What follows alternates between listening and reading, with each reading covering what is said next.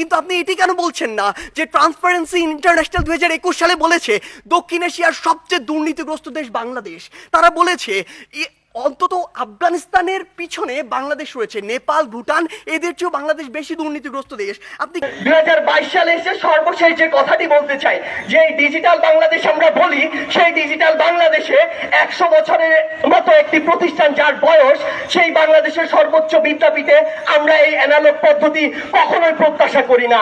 ওর আসলে প্রশ্নই আসে না। তারপরও যখন আমরা যে কোনো একটি বিষয়ে একটু সমালোচনা করি কিংবা আমি আমার মতামতটি তুলে ধরার চেষ্টা করি যেটি হয়তো ক্ষমতাসীন কোনো একটি দলের বিরুদ্ধে গিয়েছে, তখনই সবচেয়ে শর্টকাট ওয়েতে যেটা করা হয় যে আমাদেরকে দমিয়ে দেওয়ার জন্য একটি ট্যাগ দিয়ে দেওয়া হয়।